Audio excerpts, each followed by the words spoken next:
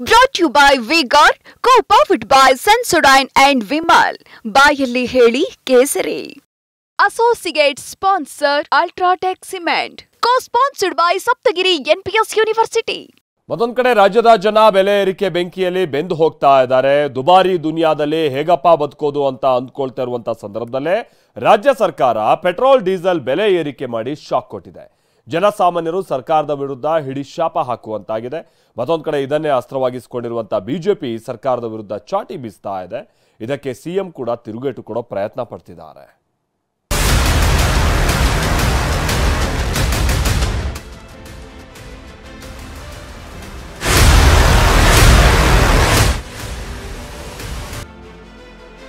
Petrol diesel ಬೆಲೆ ದುಬಾರಿ ಮಾಡಿದ ಸರ್ಕಾರ.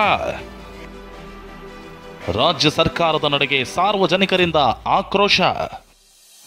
ಕಾಂಗ್ರೆಸ್ ಸರ್ಕಾರ ರಾಜ್ಯದ ವಾಹನ ಸವಾರರಿಗೆ ಬಿಗ್ ಶಾಕ್ ಕೊಟ್ಟಿದೆ. ಒಂದ್ ಕಡೆ ಗ್ಯಾರಂಟಿ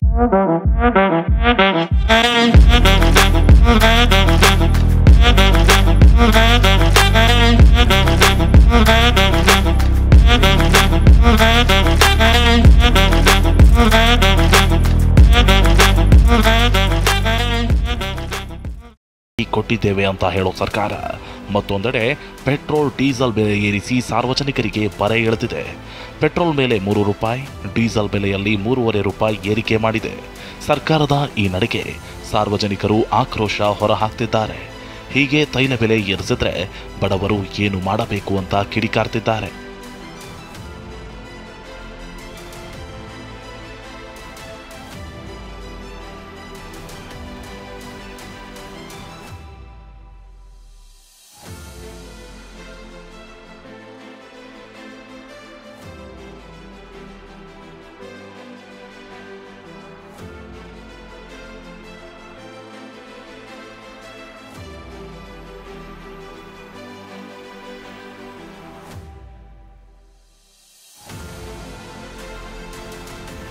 ಕಿವಿಯಲ್ಲಿ ದಾಸವಾಳ, ಕೈಯಲ್ಲಿ ತೆಂಗಿನ ಚಿಪ್ಪು, ಬಿಜೆಪಿ ಪ್ರತಿಭಟನೆ.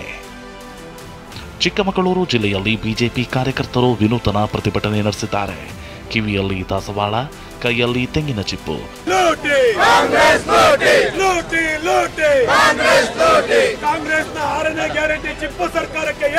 ಬಾಯಲ್ಲಿ ಲೂಟಿ ಲೂಟಿ ಅನ್ನೋ ಘೋಷಣೆ ಕೂಗಿ ಸರ್ಕಾರದ ವಿರುದ್ಧ ಆಕ್ರೋಶ ಹೊರಹಾಕಿದ್ದಾರೆ.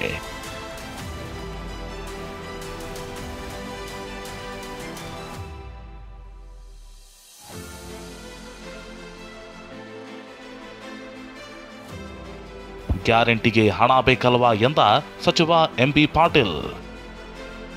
2,000 ಕೊಟ್ಟು 4,000 ಕಿತ್ತುಕೊಳ್ತಿದ್ದಾರೆ. ಜೋಶಿ ತಿರುಗೇಟು.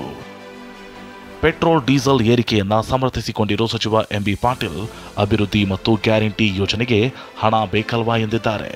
ಇದಕ್ಕೆ ತಿರುಗೇಟು ಕೊಟ್ಟಿರೋ ಪ್ರಹ್ಲಾದ್ ಜೋಶಿ 2,000 ಕೊಟ್ಟು 4,000 ಕಿತ್ತುಕೊಳ್ತಿದ್ದಾರೆ ಅಂತ ಗರಂ ಆಗಿದ್ದಾರೆ.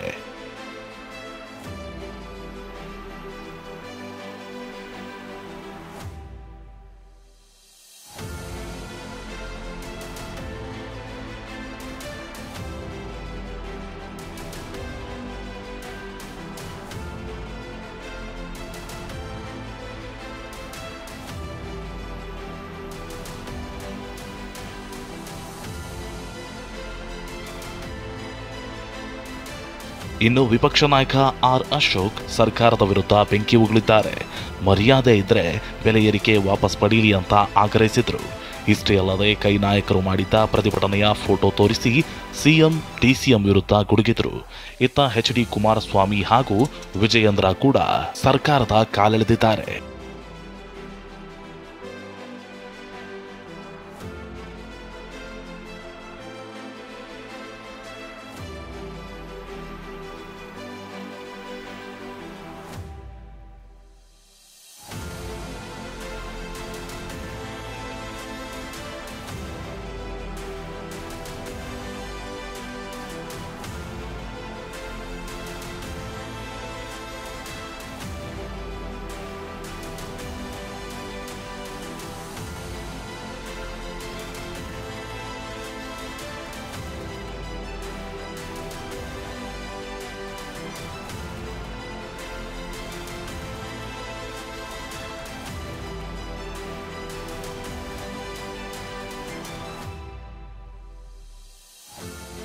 ಬೆಲೆ ಏರಿಕೆ ಖಂಡಿಸಿ ನಾಳೆ ರಾಜ್ಯಾದ್ಯಂತ ಬಿಜೆಪಿ ಪ್ರತಿಭಟನೆ.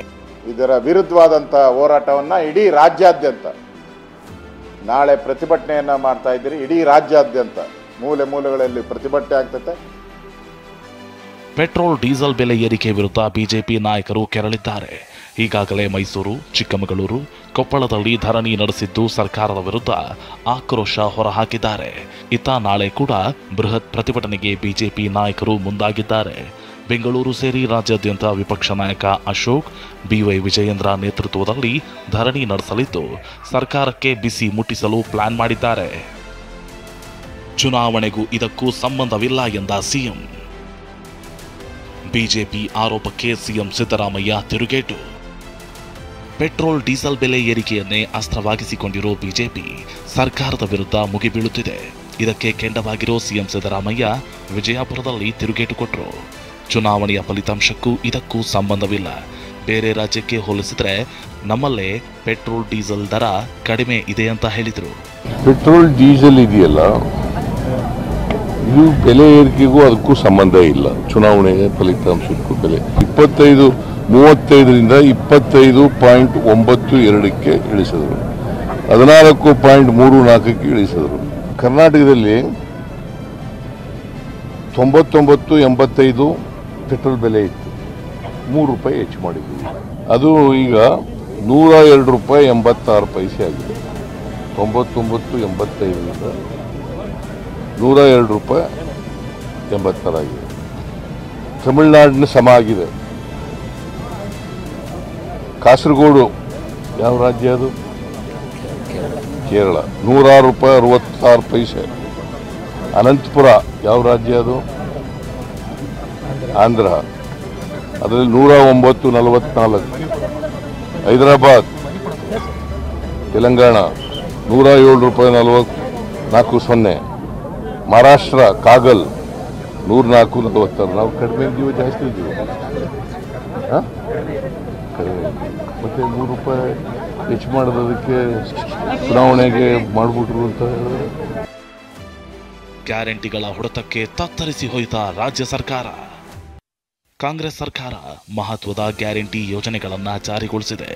ಜನರಿಗೆ ಅನುಕೂಲ ಆಗ್ತಿರೋ ಇದೇ ಯೋಜನೆ ಸರ್ಕಾರಕ್ಕೆ ಹೊರೆಯಾಗಿದೆಯಾ ಅನ್ನೋ ಅನುಮಾನ ಶುರುವಾಗಿದೆ.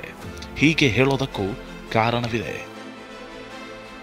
ರಾಜ್ಯ ಸರ್ಕಾರ ಅಂದಾಜು ಮಾಡಿದ್ದಕ್ಕಿಂತ 5 ಗ್ಯಾರಂಟಿಗಳ ವೆಚ್ಚ ಅಧಿಕವಾಗಿದೆ. ಪಂಚ ಗ್ಯಾರಂಟಿಗಳಿಗೆ 36,000 ಕೋಟಿ ಎಂದು ಸರ್ಕಾರ ನಿರೀಕ್ಷೆ ಮಾಡಿತ್ತು. ಆದರೆ ಕಳೆದ 8 ತಿಂಗಳಲ್ಲಿ ವೆಚ್ಚವಾಗಿತ್ತು ಬರೋಬ್ಬರಿ 46,000 ಕೋಟಿ. ಈ ವರ್ಷ 52,000 ಕೋಟಿಗೂ ಹೆಚ್ಚು ವೆಚ್ಚವಾಗುವ ಸಾಧ್ಯತೆ ಇದೆ ಎನ್ನಲಾಗಿದೆ. ಹೀಗಾಗಿಯೇ ಸರ್ಕಾರಕ್ಕೆ ಹೊಸ ಟೆನ್ಷನ್ ಶುರುವಾಗಿದೆ. ಅದೇನೇ ಇರಲಿ, ತೈಲ ಬೆಲೆ ದರ ಏರಿಕೆಯಿಂದ ಅಗತ್ಯ ವಸ್ತುಗಳ ಬೆಲೆ ಮತ್ತಷ್ಟು ಏರಿಕೆಯಾಗೋದು ನಿಶ್ಚಿತ. ಈಗಾಗಲೇ ಬೆಲೆ ಏರಿಕೆ ಬೆಂಕಿಯಲ್ಲಿ ಬೇಯ್ತಿರೋ ಜನರಿಗೆ ಮತ್ತಷ್ಟು ಶಾಕ್ ಎದುರಾಗಿದೆ. Bureau report, TV9. Brought to you by V-Guard, co-powered by Sensodyne and Vimal. ಬಾಯಲ್ಲಿ ಹೇಳಿ ಕೇಸರಿ. Associate sponsor Ultratech Cement. Co-sponsored by Saptagiri NPS University.